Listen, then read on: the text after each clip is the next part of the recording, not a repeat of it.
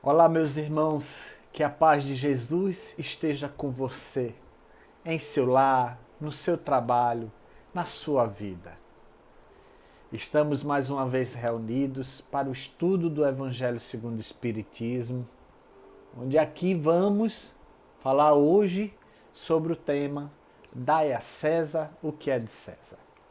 Mas antes de iniciarmos o nosso estudo, a prece que nos conecta com Deus e com todas as vibrações celestiais através dos bons espíritos.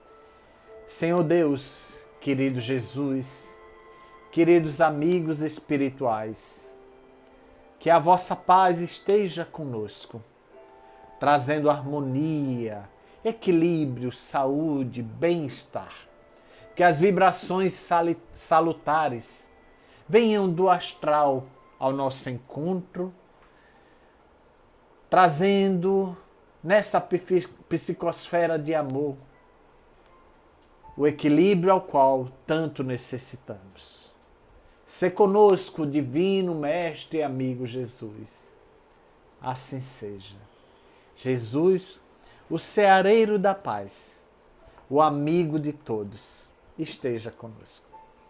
Mas antes de iniciarmos o estudo do tema, vamos então fazer a leitura da mensagem Nós e César, que está no livro Pão Nosso, através da orientação do médium Chico Xavier, orientação do Espírito Emmanuel, que assim começa. E Jesus respondendo, disse-lhe: Dai, pois, a César o que é de César, e a Deus o que é de Deus, que está em Marcos capítulo 12, versículo 17. E Emmanuel, traduzindo essa mensagem evangélica, vem a nos orientar. Em todo lugar no mundo, o homem encontrará sempre, de acordo com os seus próprios merecimentos, a figura de César, simbolizada no governo estatal. Maus homens, sem dúvida, produzirão maus estadistas. Coletividades ociosas e indiferentes receberão administrações desorganizadas. De qualquer modo, a influência de César cercará a criatura, reclamando-lhe a execução dos compromissos materiais. É imprescindível dar-lhe o que lhe pertence. O aprendiz do Evangelho não deve invocar princípios religiosos ou idealismo individual para eximir-se dessas obrigações.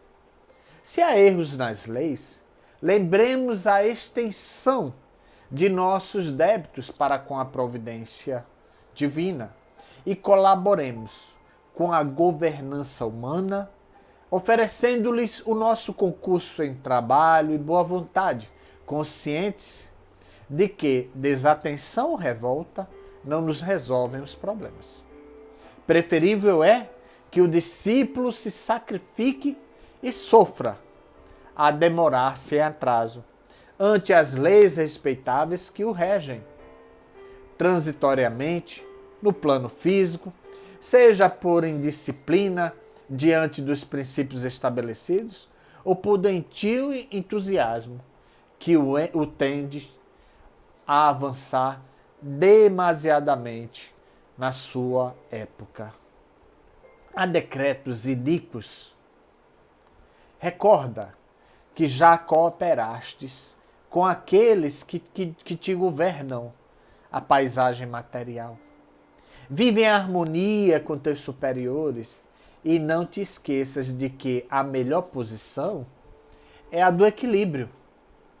Se pretendes viver retamente, não deis a César o vinagre da crítica acerba. Ajuda-o com o teu trabalho eficiente, no sadio desejo de acertar, convicto de que ele e nós somos filhos do mesmo Deus. Esse tema da César de César, ele é muito pertinente para os dias atuais, diante das muitas discussões acerca das coisas da matéria, política, economia, né, esses desequilíbrios que instabilizam a vida na Terra. Mas vamos ler o Evangelho para, enfim, fazermos a reflexão conjuntamente. Dai a César o que é de César, está no capítulo 11 do Evangelho segundo o Espiritismo, amar ao próximo como a si mesmo.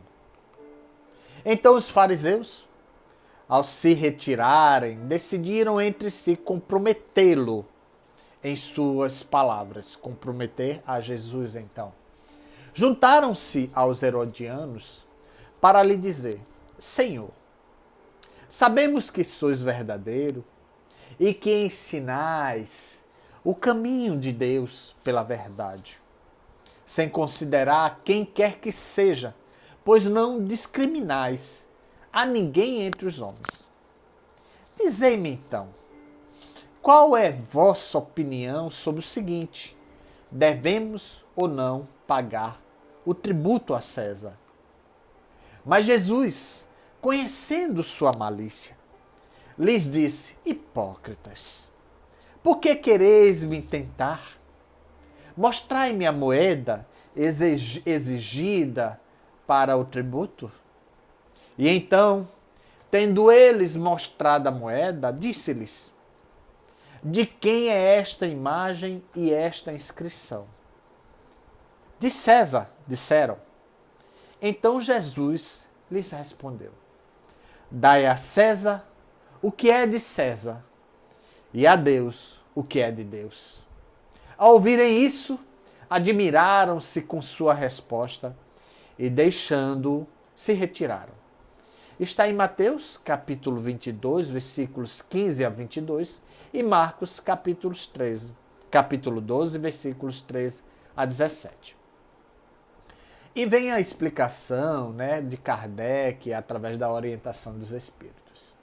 A pergunta feita a Jesus era motivada pelo fato de que os judeus, tendo horror ao pagamento dos impostos que os romanos os obrigavam a pagar, haviam feito disto uma questão religiosa.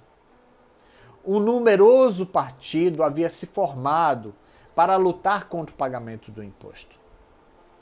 O pagamento do tributo era, portanto, para eles um tema de discussões daqueles dias que os enfurecia, sem o que a pergunta a Jesus: devemos ou não pagar o tributo a César? Não teria o menor sentido. A pergunta em si já era uma cilada. E conforme a resposta, pretendiam jogar contra ele a autoridade romana e os judeus discordantes.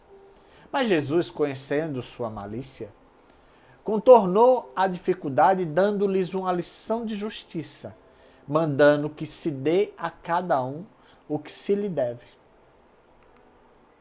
Este ensinamento, dai a César o que é de César, não deve ser entendido de uma maneira ilimitada e indiscutível. Neste, como em todos os ensinamentos de Jesus, há um princípio geral, resumindo sob forma prática e usual, extraído de uma situação particular. Esse princípio é consequente daquele que nos diz: devemos agir para com os outros como gostaríamos que eles agissem para conosco. Ele condena todo prejuízo material e moral que se possa causar ao próximo e toda violação dos seus interesses, determinando que se respeitem os direitos de cada um, como cada um deseja que se respeitem os seus.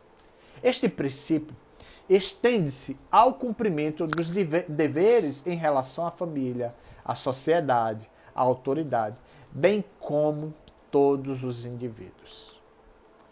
Meus irmãos, essa expressão das César o que é de César, e que Jesus, de forma muito clara, vem a nos orientar ao pedir o símbolo que representa a autoridade de César daquela época, que é a moeda onde tem a inscrição dele, a imagem dele, e que representa aquela questão materialista que nós tanto conhecemos, de um poder, da ostentação do poder, entre outras coisas, está relacionada à vida da matéria, a vida em matéria e a vida em espírito. Quando Jesus diz, dai a César o que é de César e a Deus o que é de Deus, ele propõe aos homens a aprender a fazer a divisão necessária sobre como nós compreendemos a nossa relação com Deus. É claro que a gente tem que aprender a conviver de forma harmônica sobre as nossas necessidades materiais. Há um contraponto interessante nessa inscrição, quando a gente precisa compreender o seguinte: qual o valor necessário que você dá às suas necessidades materiais? E aí vem a outra pergunta: qual o valor necessário que você também dá à sua relação com Deus? É mais importante para você ter o poder ou ter a fé?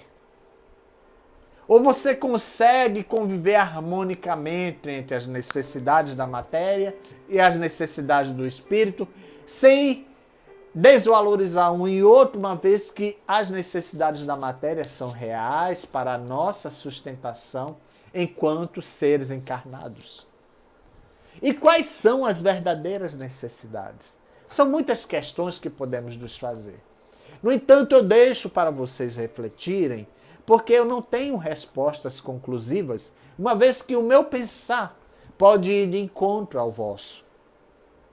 Mas eu quero dizer, meus irmãos, que o princípio dai a Deus o que é de Deus. É estar em harmonia com Ele, através dos ensinamentos que Jesus nos deixou. Amai o teu próximo como a ti mesmo e, consequentemente, não fazeis aos outros o que não quereríeis que vos fizessem. Perdoa o teu próximo. Sede indulgente, compassivo, paciente. Ame, sem esperar o amor em troca.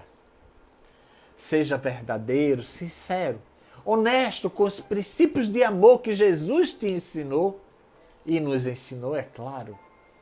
Sinta essa brisa no ar de carícia de Jesus que nos toca o coração neste momento. Se estás passando por momentos de dificuldades materiais, compreende que é o momento de se voltar para Deus e pedir as respostas através do eflúvio magnético que Jesus nos emana, através da presença dos bons espíritos que nos acompanham. E confia no amanhã feliz, porque sim, há dias em que chove, há dias em que o sol retorna.